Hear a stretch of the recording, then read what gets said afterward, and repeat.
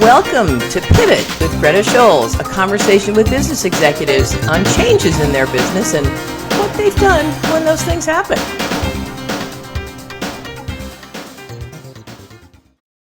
Welcome. Today I am talking to Hayim Mizrachi, who was a client of mine, has become a friend and somebody I highly respect. And I have to tell you, not every client I work with, I walk away feeling that way. So I wanted to talk to Hayim today because I know that you will learn from him. He's a really, really bright guy, just kind of gets it. One of those people that gets it. And I want him to talk a little bit about his business, how he's grown it, what pivots and changes along the way. And hopefully everybody can get some takeaways, which is the name of Hayim's podcast that you need to listen to, and get some takeaways today from my audience. So welcome, Hayim. Thank you so much, Greta. Let me just add former client, friend, and raving fan. I'm a big fan of yours and what you do, and talk about it every opportunity that I get. Mutual fans. So that's a good thing. So talk a little bit about, kind of a little bit of your history and the company history, how you got involved with them. And then I wanted to, once we kind of get that going, I want to talk a little bit about your successes and challenges along the way and what changes you kind of made there. Sure. So my background, born and raised in Las Vegas, graduated from UNLV with a degree in marketing. I started working with the family business, which was construction, right out of college, after doing a small stint as a recruiter for my fraternity, but came back to Vegas after that year and started working in construction, which was also real estate, and then a few evolutions of things that happened. The decision to have a family instead of a family business, the big change in the real estate cycle in 2007, 8, 9, etc. I made a pivot and went into commercial real estate full-time as a full-time professional. And I partnered with a friend of mine named Jared Katz, a friend since our Jewish high school youth group. And we're also fraternity brothers at UNLV, so very close. We really started as transactional agents. We were at a RE/MAX commercial. We got recruited to a regional company. And then a few years later, got recruited to a national, actually global company, at which point I had another pivot opportunity. So this is probably 6 years after I got my real estate license. Now and I was working as a transactional broker, then had the opportunity to go into management with that other company. When we were there, we forged a relationship with the current company, MDL Group. We didn't have property management at the old company, and we needed it at the time, and started a referring relationship, which then turned into discussions about joint ventures with MDL Group. And then that global company decided, hey, let's close our Vegas office. I don't want to bore you with the details unless you really want to hear them. And so we found ourselves with another pivot, Jared and I, which is where are we going to go? And the owners and founders of MDL Group extended an opportunity for us to join them as partners. And so we did that. That was 10 years ago in April of this year. It was 10 years ago? Yeah. April of 2013. Wow. And so MDL Group, I'll just give you the quick MDL Group, founded here in Las Vegas in 1989. The co-founders, Kurt and Carol, worked together at a development company, which also ran its cycle from the mid-'80s to the late '80s. And Kurt said to Carol, we have enough of a nucleus here to start a management company if you're interested. And she prayed about it. She had a choice. I could go back to corporate America or bet on myself and become a partner. So they had a pivot also, opportunity for a pivot. They did that. They grew this thing to a market-leading property management company in Las Vegas amidst, all the global companies that have a presence here. And we came here like I said, 10 years ago, and have tripled everything as far as the company is concerned, all of us together. So a couple of things I wanted to bring up, and one of the things I was thinking about when I was watching the Super Bowl, they asked the coach of the Eagles, what makes a great team, and he was saying it's not about the coaching, it's about the players. And I was watching it and I said, I'm not sure I agree with that, because I think, to me, and I wanted to kind of know your thoughts on this, and in in being in the consulting business for 150,000 years that I've been in it, what I have found is that the leaders of an organization really do make the difference. Yes, you have to have the right ingredients, the right players, but if you're not leading them properly, that's not going to work. And in addition to that, you're not going to recruit the level of people that you need that you can bring to that level. And I actually, as you're talking about Carol and Kurt and everybody there, I mean, they really have so much of that ability. So thoughts on that first, before we move on, thoughts on that? Yeah, I guess chicken or the egg, but it's kind of both. You have to have good leadership with good players, so to speak. On the one side, we can engage with someone like you to come in and work with every one of our folks, which is good leadership. We made a big investment. We're happy to do that because we believe there's a payoff there. We're continuous learners. Warren Buffett has a saying about like the best investment you can make is in yourself. So as leadership, we are happy to do that. On the other side of the coin, there are players here that just soak it up. Like, wow, you're going to do that? You're going to spend this money and I have this great opportunity. And they're engaged and they don't just listen to the material. They go practice it and apply it. But everything has a bell curve. And there are players that just either not willing, not able, not capable. So I think they work together. I don't think it's one or the other. Yeah. I guess that's right. I just, I think I'm pretty good at what I do, but I'm not a miracle worker. And I can't, it's like putting together a recipe. If you have, second level ingredients, you don't have really good ingredients, you're not going to make a great recipe. I don't care how great of a chef you are. It's that kind of a thing. So, it's a pleasure for me to have that combination. But I wondered how you felt about that because I disagreed with the coach a little bit when he said that. I'm like, and I know why he said it. That's very nice. But at the end of the day, if you're not leading, you have great people, but you don't lead them well. So one of the reasons I really wanted to talk to you is one of the things I've always admired about you and about MDL is a more of a boutique organization. And it isn't, there's a lot of larger commercial real estate organizations nationwide and in Las Vegas and Nevada. What do you think really makes it because you guys have really made a name for yourself there. You have yourselves, Jared has, the individuals have, and MDL itself has a really good reputation. There's a lot of people that have smaller businesses that want to understand, how do I compete with the big guy? What do I do? And is it possible for me to compete? They have more money than I do. They can do more marketing. What do you think that is? And you guys have accomplished that.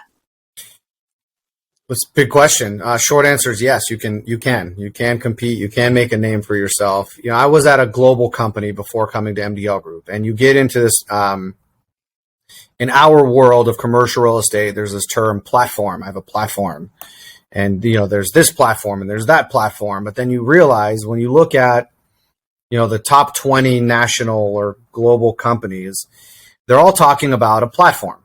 They all have one. So, pick your platform. At the end of the day, that's just one of the things.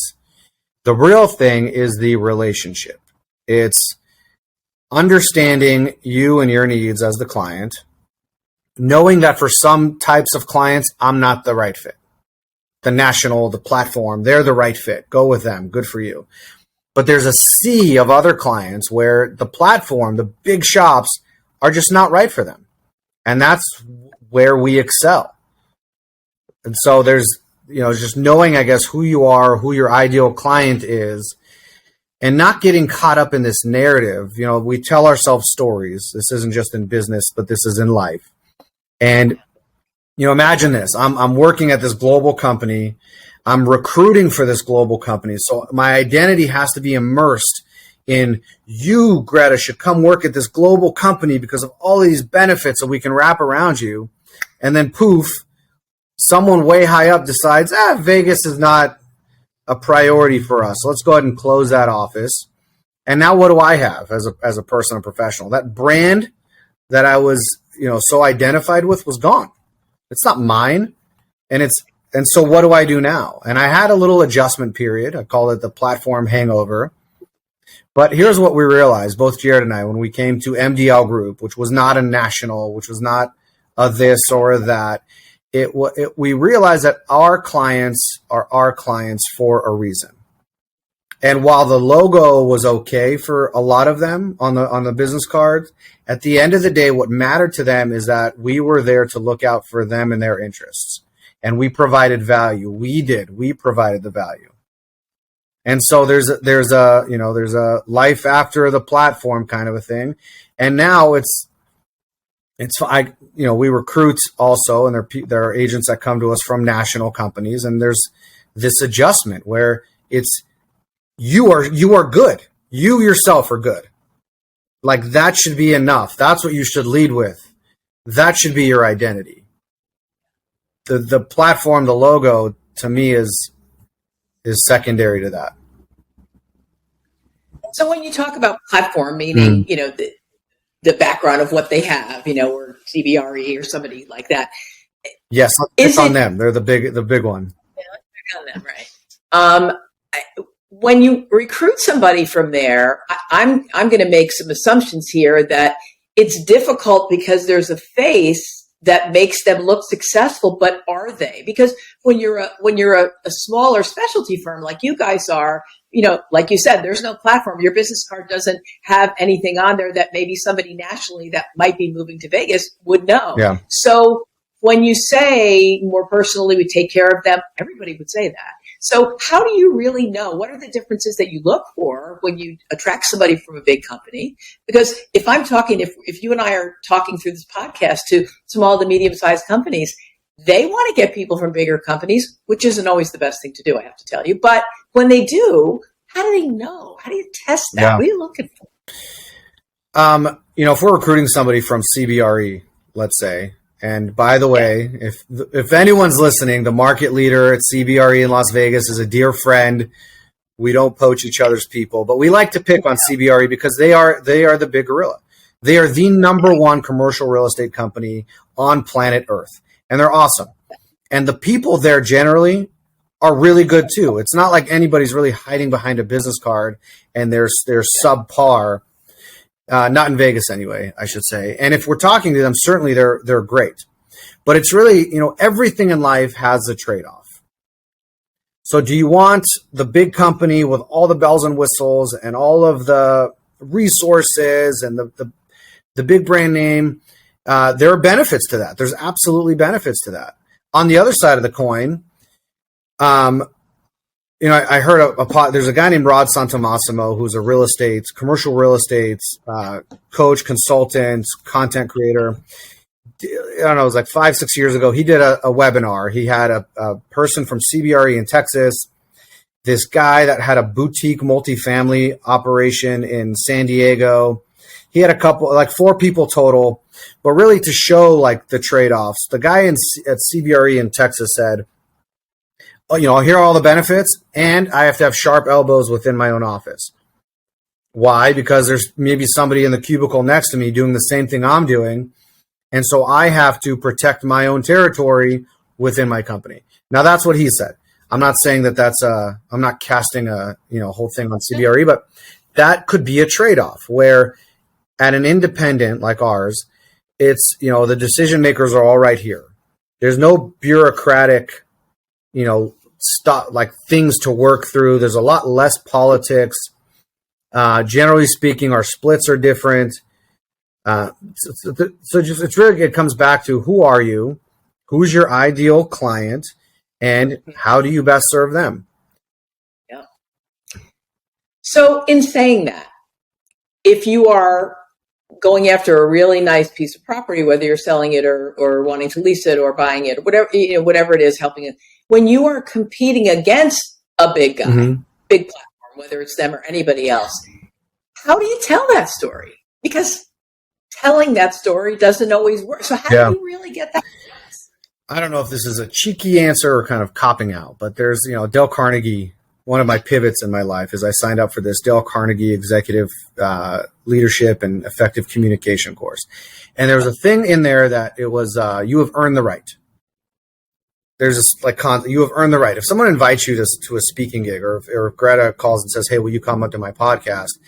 You have earned the right already. If you're being invited to pitch a big assignment, you have earned the right. And they know that you're there and who you are. Otherwise, they wouldn't have invited you. And so, don't pretend I'm not this platform. Now, through technology, I have to demonstrate how I can market the property to the widest audience, and we do that for sure. But there's this, getting caught up in this narrative on they're the big and they're the bad. Well, if they were the only option in town, I would not have been invited. And so there is an opportunity there because the client is wanting differences of opinions and approach. And then it comes down to me. I really have to know my stuff. Am I the right fit for this property? If I earn the assignment, how am I going to be successful? And that really starts with Mr. or Mrs. Client. Talk to me about what success looks like for you with this assignment. Share with me your thoughts on if we were to win this. What are some of your concerns? What would get what are you excited about? Sound familiar? You've taken it to it. These, by the way, are questions that you taught us how to ask powerful questions. Things that you taught us when you worked with us here at MDL Group. Right. So, it's interesting to me. Yes, you have grabbed onto that. I appreciate that. But it's interesting to me, Hayim, how you understood very quickly that it isn't about pitching and touting who you are. We're different. We're of a boutique. We are much more customer oriented because, you don't do that. And you really have attached onto that. And it does seem to really make a difference. It also seems to suit not just your personality, but the personality of the others at MDL. They're not out there pitching. So when people are out there pitching, what would you tell them if they think that, they're taught, these are our advantages. This is what we do. This is how you go out and tell people how great we are. Because a lot of companies are told that, and a lot of people believe that. Mm-hmm. You've had success without pitching in that way. Talk about how, was that a shift for you? Or was that something you've kind of always done and just tightened it up?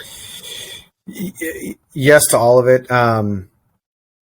First thing I'd say is put yourself in the client's shoes. How do you pitch? You pitch by putting yourself in the client's shoes. If it's my property, what advice would I be giving? If it's my uncle asking me, "Hey, I've got this property in Vegas. Who do you think the right fit is?" Let's go through that first. Put yourself in the client's shoes and be honest about it. Now, whatever your benefits are as a company, whether you're a big global or an independent, you really have to hone those things. That's an exercise that's hard to do. Who is my ideal target client? Why am I the best for them? Well, I work hard. Everyone works hard at our level.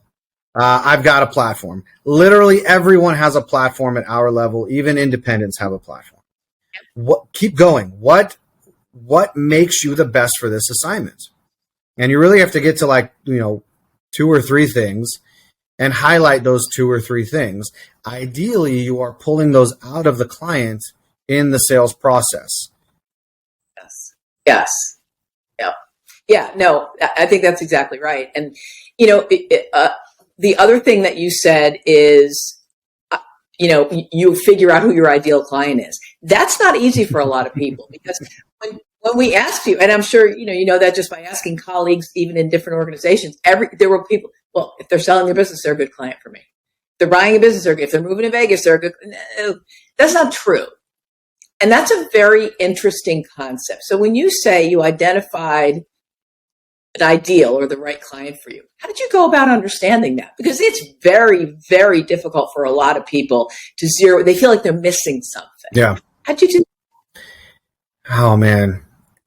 It's so in the world of easy. Yeah, no, in the world of commercial real estate, there's you can acquire or you can dispose. You can acquire by purchasing or leasing. You can dispose in the same manner by selling or subleasing. And so I start really with that kind of a thing. Then you have the food groups of commercial real estate: office, industrial, retail, land, multifamily. Then there's some specialty ones. Generally, the way that the industry works is you specialize in a product type. So I am an office broker. Now, if there's a portfolio in Las Vegas that's selling, and it's 6 buildings and it's $100 million, the reality is I'm probably not the best person for that. If you called me and said, hey, I will only use you because I trust you, believe me, I'll figure it out. But the reality is there's probably a team in Newport or something that does that kind of work, even though it's in Las Vegas. I mean, there's the analysis that you have to do. It's just different. And so for me as an office broker, who am I? I'm a business owner. I am one of the owners in this building of MDL Group. And there's this niche of owner user office buildings. So what is that? So you're a busy business owner that also wants to be a building owner. What's my ideal client? That's my ideal client. So let's break down the busy business owner. I am that persona. I know. I mean, if I showed you my desk right now, it probably looks like my ideal client's desks. When I pick up my mail, I know what my clients are going through when I send a snail mail campaign. So there's things that we do that they're signals that resonate because I cheat a little bit because I am that persona. Why would you want to own your building anyway? Well, there's a few benefits to owning your own building. You can control your costs. You can build wealth for future generations. There's depreciation benefits.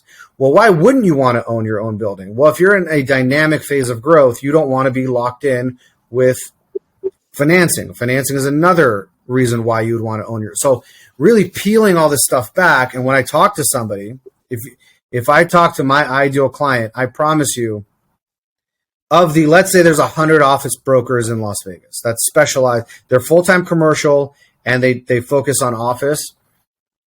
I'm in the top, 3 or 5 for sure of those 100 for this niche of a niche. And I can talk about it in my sleep with conviction. I believe if you're a business owner, you should own your building. Well, how do I do that? Let me walk you through it. There's like 3 to 5 professionals that you need. And I can hold your hand the whole way through. In fact, so here's a story. We get referred to a woman named Laura Sussman. Her and her partner have a funeral service in Las Vegas. This is like 2010, 11. And you can imagine when you go to a landlord and say, hey, I've got a tenant, they're a funeral home. Well, what are they going to be doing? Well, services, but then also they want to do maybe some, like water-based cremation. Not in my building. So they wanted to buy a building. So we helped them buy a property.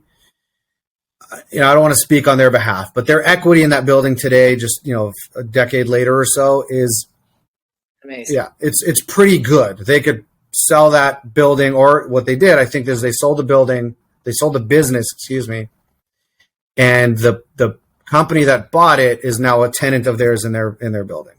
And so good for them. Beautiful.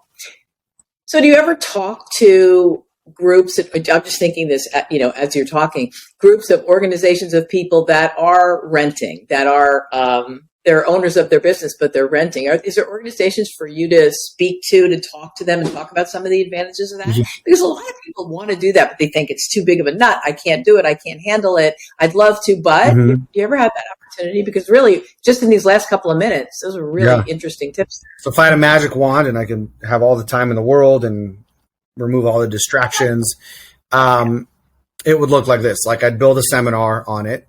It would include some financing professionals. So from the real estate side, here's why you would want to do this and why you wouldn't want to do this. From the financing side, here's how you do it. I would take that show on the road, either with the banks that we do a lot of business with in town for their clients, breakfast at the Four Seasons. Come learn about how to own your own building as a business owner and let them mine their own, internal clients to say, if this is something you're interested in learning more about, we can do this. I would do it at the Chamber of Commerce. And I would also create a podcast, like a 7 episode podcast, 5 to 15 minutes per episode, kind of breaking down each little step of building ownership that a business owner could just listen to. Here's episode 1, 2, 3, 4, 5, 6, 7. And when you're done with the 7, you now have all the information I would want you to have. Wow. Okay, impressive. I'm not sure why you're not doing that. I think we just came up with a great one. Like, you have time, but still, yeah. I love that. That's really good. Those are coming attractions. How about that? Yeah, it should be. It should be. That's a really good idea.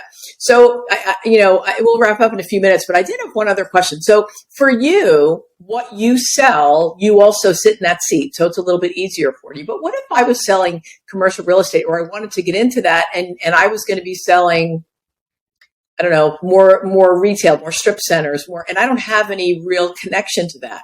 How do I get to the point where I really understand the issues of those people sitting in those seats? So let's say you're a brand new agent and you don't know anything. I mean, like what you've been trained enough to where you can pick up the phone and talk to them. Really, the first thing is just have a conviction about your ideal target client. Pick one and go as deep as you can, not as wide as you can. So if it's retail, like you said, agents want, I want to do shopping center sales. You're like 20 years away from that if you're a new agent. So what can you do here's how I would advise. What can you do? Like, survey the market and see where there is no competition and start there.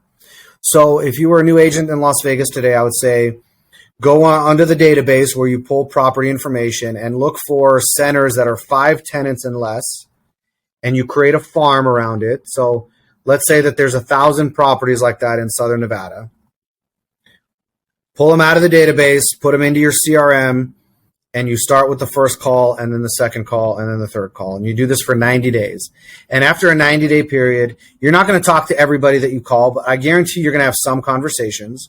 And as long as you approach this correctly with the, Greta's 7 ingredients of an effective sales call: research, intro, push, pull, questions, summary, etc. That is your focus group.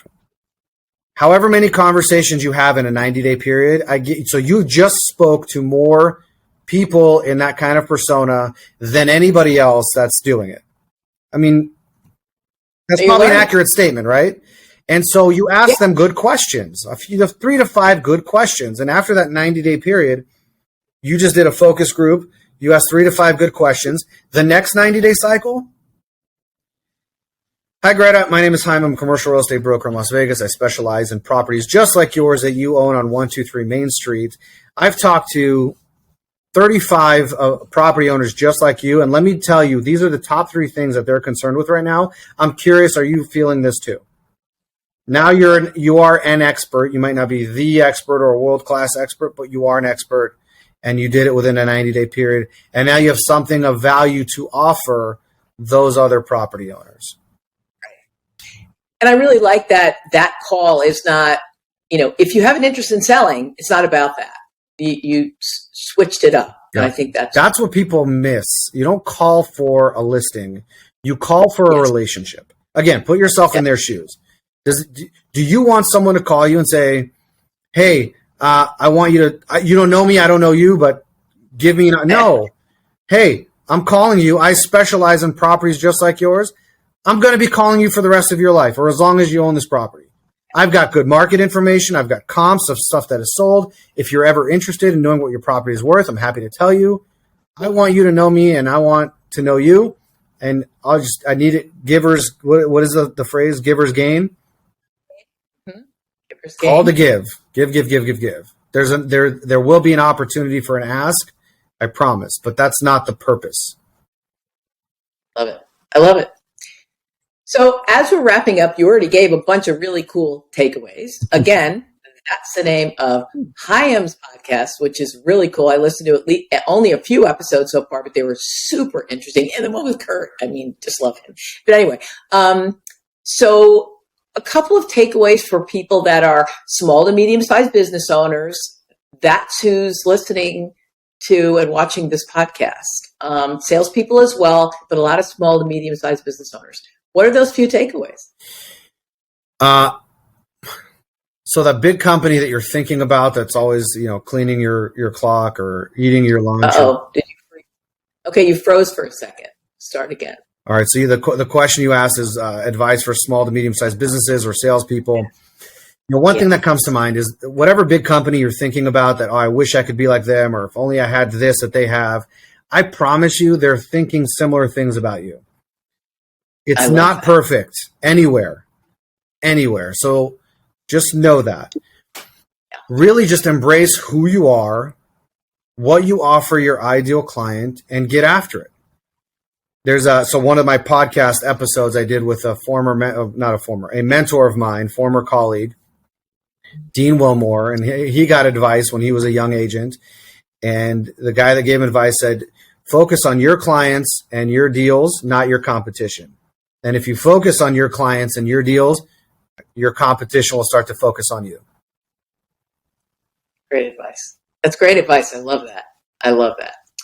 Hayim, thank you so much for taking time today. I know you're crazy busy, and it was so nice to talk to you again. And I know everybody's going to get so much out of this. So I'm so glad we were able to get this time together. And I really do appreciate it. We're going to head and end up here. Thank you so much, everyone. I know you're going to appreciate this. Write down those takeaways and go for it. I know it'll help you. Thank you so much. Thank you.